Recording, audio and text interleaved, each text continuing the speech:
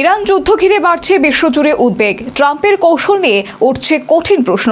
Hormuz প্রণালীতে বাড়ছে সংঘাতের আশঙ্কা। অর্থনৈতিক সংকটে দিশেহারা সাধারণ মানুষের জীবন। 3 সপ্তাহ পেরিয়ে গেলেও ইরান যুদ্ধের আগুন এখনো নিভেনি, বরং প্রতিদিনই নতুন করে বাড়ছে সংঘাতের তীব্রতা। মার্কিন প্রেসিডেন্ট ডোনাল্ড ট্রাম্প বারবার দাবি করছেন আমেরিকা তাদের সামরিক লক্ষ্যের খুব কাছাকাছি পৌঁছে গেছে, কিন্তু বাস্তব চিত্র যেন ভিন্ন কথাই বলছে।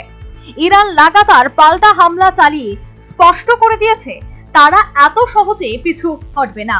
ফলে এই যুদ্ধ এখন দীর্ঘমেয়াদী সংঘাতে পরিণত হওয়ার আশঙ্কা করছে প্রতিরক্ষা বিশেষজ্ঞরা। অনেকের মতে পরিস্থিতি এখন ট্রাম্প প্রশাসনের নিয়ন্ত্রণের বাইরে চলে যেতে পারে। হরমুজ প্রণালীকে ঘিরে উত্তেজনা আরো বাড়ছে। বিশ্বের অন্যতম গুরুত্বপূর্ণ এই সমুদ্র পথে বাণিজ্যিক জাহাজ চলাচল নিরাপদ রাখতে বিভিন্ন দেশের কাছে সামরিক সহায়তা চেয়েছে আমেরিকা, কিন্তু প্রত্যাশিত সাড়া মেলেনি। এমনকি ইরানে হামলার জন্য স্পেনের বিমান ঘাঁটি ব্যবহারের প্রস্তাবও প্রত্যাখ্যান হয়েছে। অন্যদিকে আমেরিকা এবং ইসরায়েলের যৌথ হামলারও কড়া জবাব দিচ্ছে তেহরান। আয়াতোল্লাহ আলী খামেনির নেতৃত্বে ইরান স্পষ্ট জানিয়ে দিয়েছে হরমুজ প্রণালীতে শত্রুপক্ষের জাহাজকে কোনো রেয়াত করা হবে না।